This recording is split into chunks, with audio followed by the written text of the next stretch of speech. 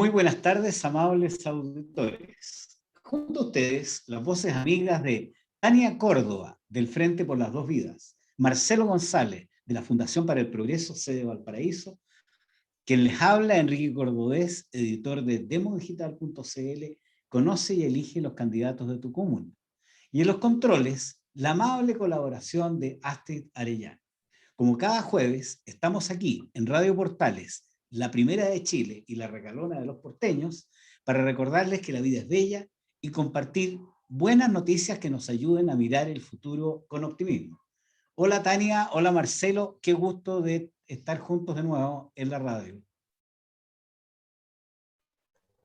Buenas tardes, mucho gusto compartir un jueves más. Hablé antes de Marcelo, así que me gané el que en vivo hoy día. Muy bien, las damas primero. Muy bien. Sí, yo también los saludo a todos los que nos están escuchando hasta ahora. Hola Enrique, hola Tania. Feliz cumpleaños, Tania. Y saludo también a la que está ahí en el control.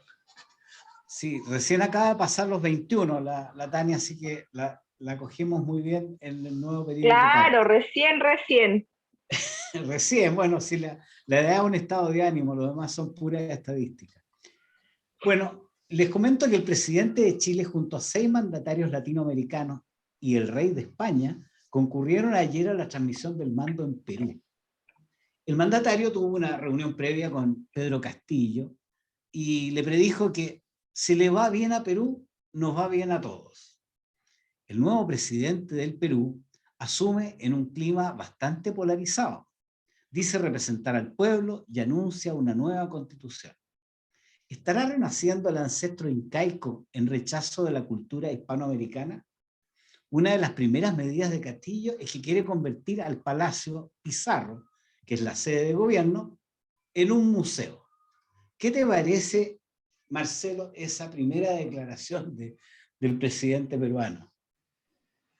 Gracioso en realidad, Enrique, porque ayer estuve viendo un rato las redes sociales con las respuestas o los comentarios que hacía la gente después del discurso que hace el nuevo presidente peruano, y habían algunos que estaban horrorizados porque hablan del servicio militar obligatorio para aquellos jóvenes que no están ni estudiando ni están trabajando, y hay algunas medidas que la gente de izquierda, que es la que ha acompañado al presidente, porque él también se declara izquierda, han quedado un poco sorprendidas, o sea, en esta idea más medias progresistas que ellos se llaman ser. Estas ideas parecen ser más conservadoras y no les gustaron mucho, así que estaban muy escandalizados. Pero de todas maneras, hay unos mensajes bien interesantes que hay que ver.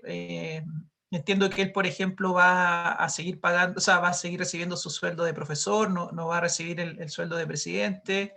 Bajó también la dieta parlamentaria en la mitad, si no me equivoco. Así que hay ciertas señales que son desde el principio positivas, pero que hay que mirarlas con atención porque en otros países se ha hecho algo similar y al final han terminado los familiares de ese presidente o ese dictador ganando 10.000 veces más de lo que gana una persona común y corriente. Así que hay mensajes hay mensajes que parecen ser positivos, pero que hay que mirarlos con detención. Claro, dice Tania, ¿no es cierto, Tania? ¿Qué te parece a ti esta nueva realidad del Perú? ¿Tania? Parece que perdimos la señal de Tania. Bueno, yo te comento, Marcelo, que a mí la impresión que me da esta llegada de Castillo al gobierno es pone de evidencia la existencia de dos Perú distintos, ¿no? El Perú de la costa, que es más ilustrado, que tiene más influencia española, y un Perú del interior, que es como tiene una cosa más típica del pueblo inca, es más agrícola y más aferrado a esas costumbres, al idioma quechua. En realidad hay como dos realidades distintas, geográficas, de hecho. ¿Cómo se llama? El Perú del interior está en el altiplano, está más arriba, y la costa tiene centros urbanos pequeños, y creo que esto viene también del antiguo imperio incaico. Hay una nostalgia del pasado en la cultura. a mí me da la impresión después de estas declaraciones, porque el Palacio Pizarro, no ocuparlo porque representa conquistadores que dominó el imperio incaico, no deja de ser notable. Es como una muestra de decir, aquí no queremos nada con esta cultura hispanoamericana, volvamos a los ancestros originales del Perú. Pero por otro lado estaba el rey de España en la ceremonia. Es bastante contradictoria la realidad que están viviendo. ¿No te parece, Yo Marcelo? creo que tiene que ver con un relato Dale. completo de como una nueva izquierda latinoamericana, que es bien de volver a lo ancestral, de declararse decolonizadora, que tiene que ver como con una deconstrucción del colonialismo. Entonces, yo creo que de alguna forma el presidente peruano adhiere a eso, pero le falta un poco cerrar como la construcción del discurso, quizás no es tan agresivo, por este mismo ejemplo que nombra Enrique de hacer ese discurso, de decir esas cosas teniendo al rey de España y no...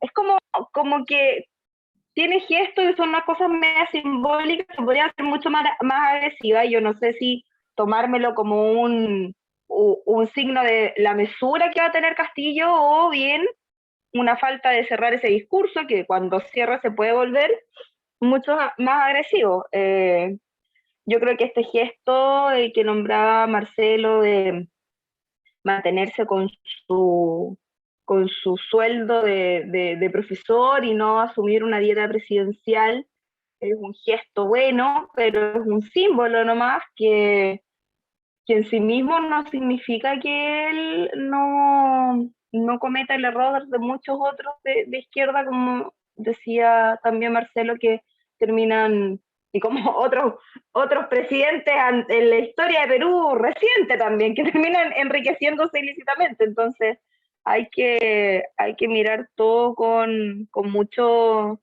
eh, con lupita, diría yo, con un doble clic, porque tienen que ver con una transformación completa como de la izquierda latinoamericana y yo creo que ahí se circunscribe el liderazgo del nuevo presidente del Perú. Sí, yo quisiera agregar ahí que quizás esto tiene que ver también porque en general Enrique señaló una palabra que es verdad, ¿no?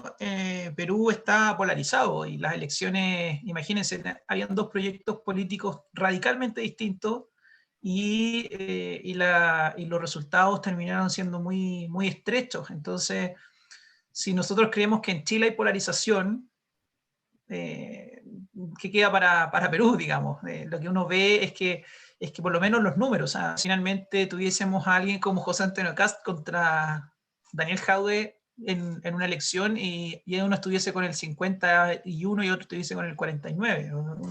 Están tratando de llevarlo a una caricatura más simple. Pero eso obviamente genera, entre otras cosas, que a mi parecer el discurso de Castillo tenga que ser un poco más moderado o no pase con la planadora de inmediato porque obviamente las condiciones de su triunfo tampoco terminan siendo clarísimos y el contexto país tampoco le permite, yo creo, ser tan radical. Esa es la percepción que tengo yo.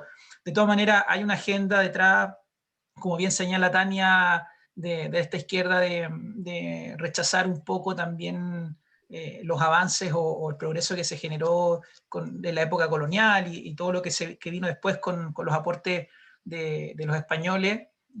O sea, y esto también no solamente está pasando en Sudamérica, sino que lo vemos en otras partes del mundo como a Cristóbal Colón, a estatuas de Cristóbal Colón los están botando, los están rayando, destruyendo. O sea, hay una especie de revisionismo que se está dando en distintas partes del mundo respecto a este tipo de temas. Entonces, probablemente vamos a seguir viendo cosas como la que señalas tú, Enrique y Tania, en términos de impulsar esa agenda, pero yo creo, como digo, que la mesura que se ha visto o cierto mensaje menos radical respecto a lo que era su campaña es porque las elecciones fueron bastante estrechas.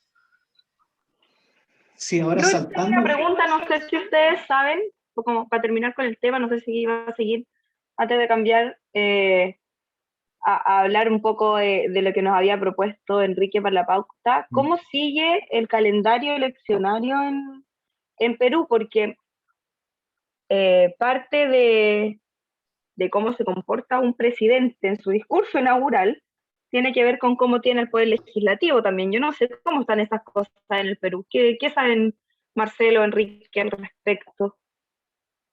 Porque es un Mira, dato para hacer una lectura respecto de su liderazgo. sí, yo creo que está bastante dividida la fuerza, así como se dio ese porcentaje que mencionó Marcelo en la votación presidencial, también las bancas del Parlamento están muy divididas, o sea, no tiene una gran mayoría. Pero fíjate que yo quería recordar un poco lo que representa el Perú, porque uno dice, bueno, este señor profesor del interior, que tiene una visión más bien campesina, que se identifica con el pueblo, pero hay que recordar que el imperio incaico llegaba desde Colombia hasta Santiago, que impusieron su idioma quechua a todos los pueblos que estaban en ese territorio, establecieron los famosos caminos del Inca, con puentes de piedra, con puentes colgantes, excelentes rutas de comunicación, que llevaban su comercio hasta, dicen algunos, hasta las costas de México, pero con seguridad hasta Colombia y Costa Rica, en embarcaciones propulsadas a vela. Tienen una cultura que se manifiesta en el arte, en la música. Es notable la estructura que tenían con el sistema decimal para los funcionarios y para la organización de sus ejércitos. Entrenaban igual que los griegos a los jóvenes entre los 18 y los 25 años. Todo el mundo estaba obligado a pertenecer a una función pública. Era una sociedad más bien socialista de alguna manera, porque la comunidad, la propiedad era comunitaria. Lo único que les faltó, digamos, en comparación, por ejemplo, con los egipcios, con los romanos, que establecieron dominios sobre grandes territorios, es que no tuvieron un lenguaje escrito. Todo es una tradición oral. Entonces, ese Perú del interior no es un Perú tan inculto, es un Perú que está basado en una tradición cultural que ellos se deben sentir muy orgullosos de lo que fueron antes de la llegada de los españoles.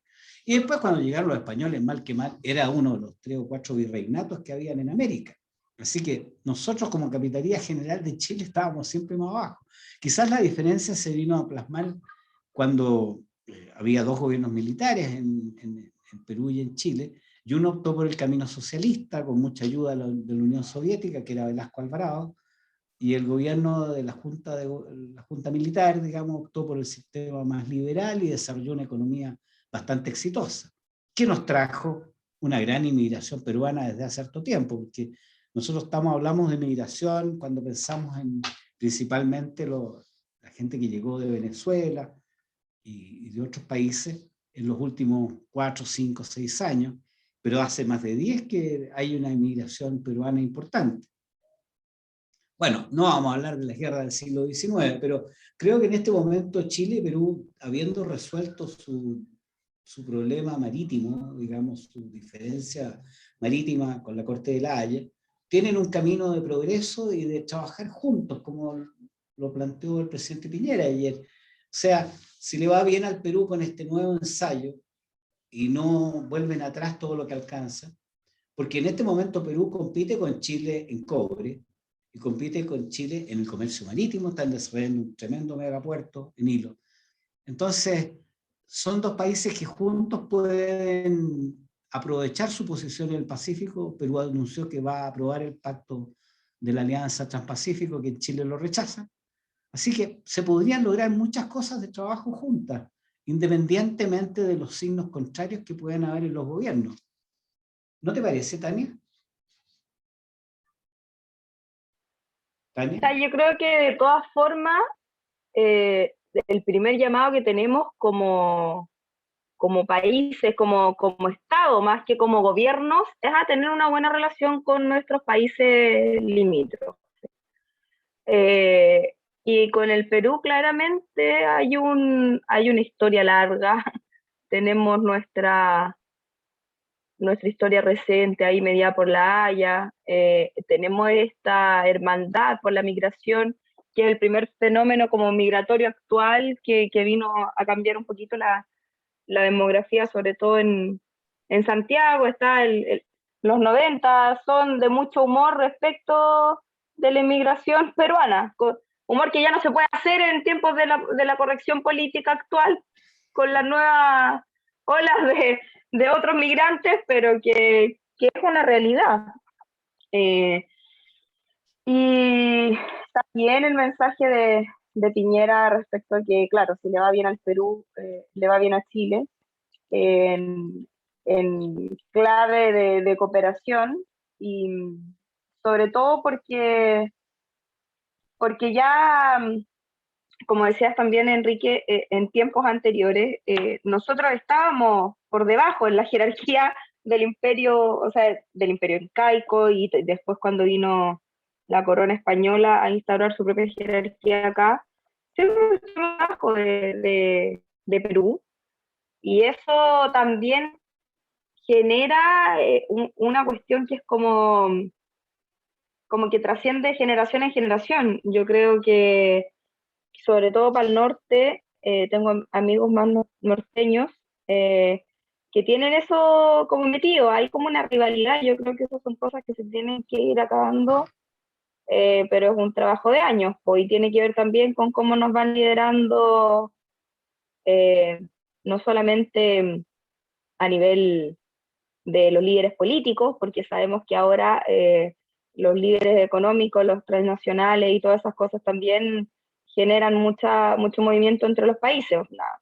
Hay, hay una discusión importante respecto al peso del Estado-Nación ahora en el mundo de las transnacionales y la globalización, así que yo creo que las palabras de Piñera van como en lo correcto y en lo que se espera nomás también, en un cambio de mando.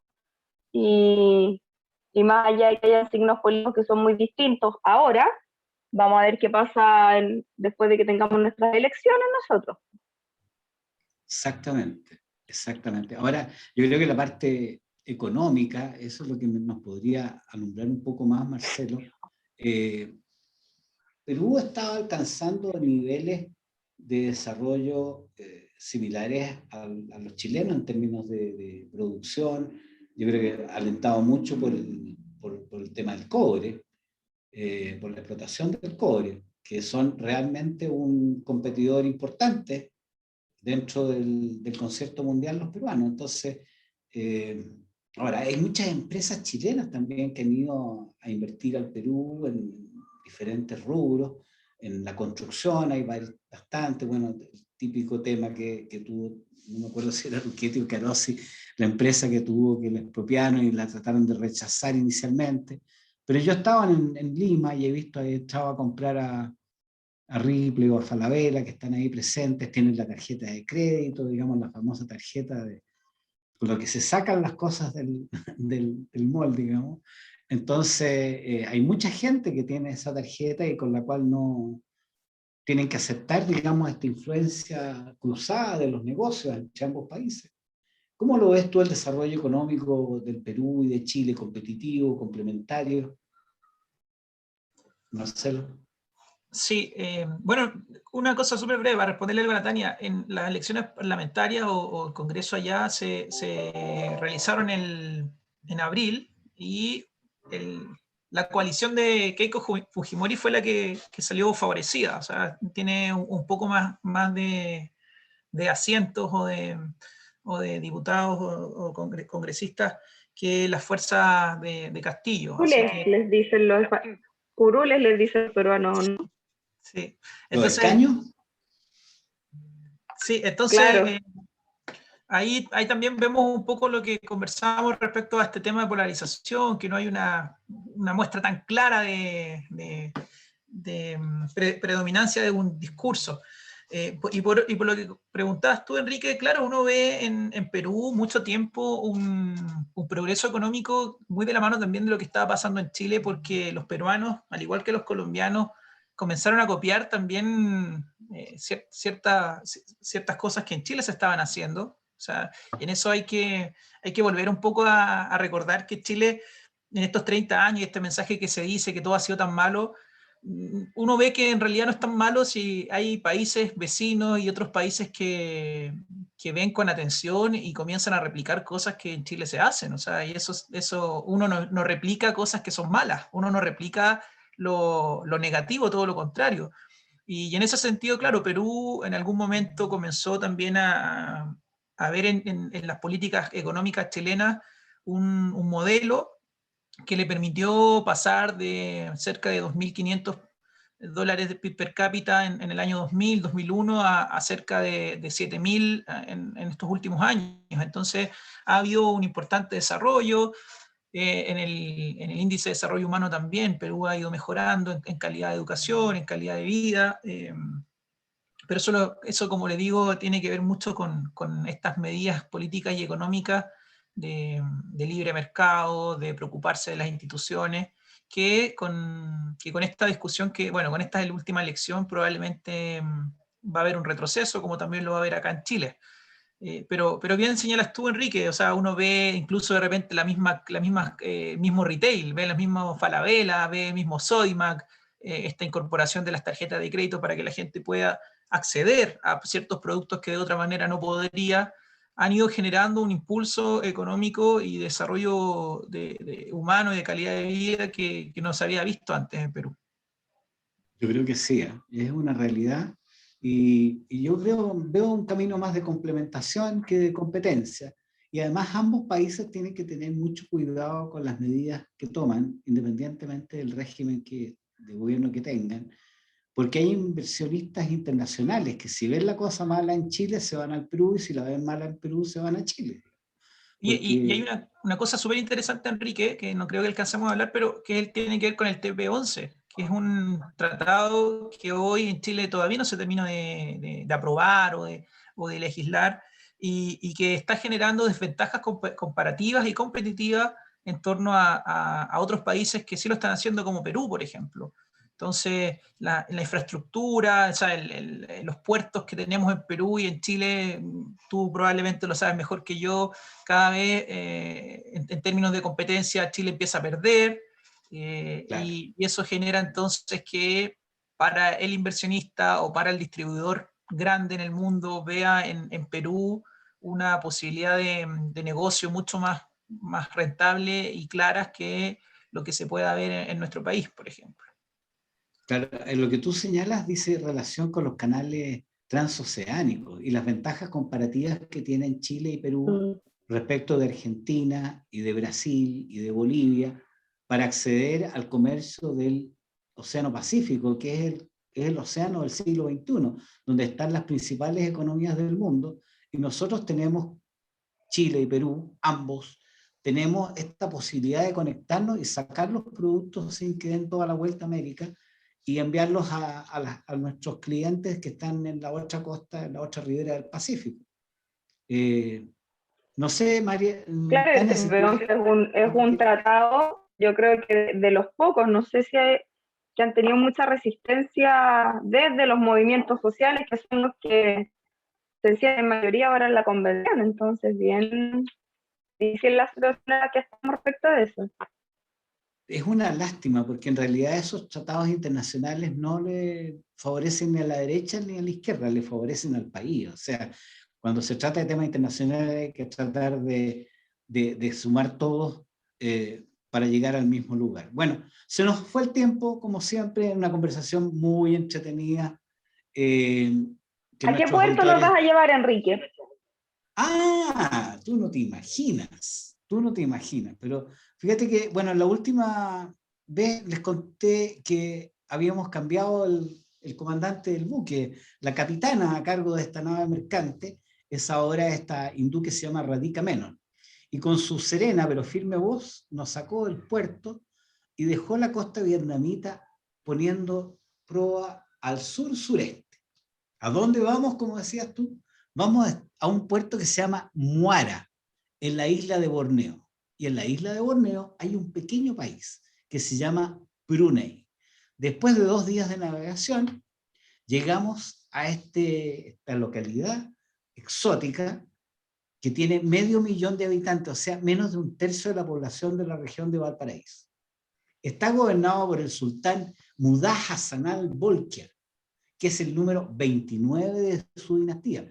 Están gobernando esa familia desde el siglo XIV, que tiene una fortuna personal de $20.000 millones. No es la Wow. riqueza del país, esa es la del sultán. Y tiene una colección de 5.000 autos, entre ellos 165 Rolls Royce. ¿Por qué Rolls Royce? Porque fue colonia británica. El país debe su riqueza, un pequeño país que tiene petróleo y gas natural. Y con eso puede ser absolutamente próspero. Pero es un país musulmán, de legislación muy estricta, y cuando bajamos a tierra, nos encontramos con un ambiente bastante occidental. Y no escuchamos esta música tradicional del Oriente que veníamos escuchando en Vietnam o en la China, sino que a la banda estadounidense Maroon 5, en su popular canción de hace 3 años, Girls Like You, Chicas como tú. Te invitamos a escucharla en nuestra pausa musical de hoy.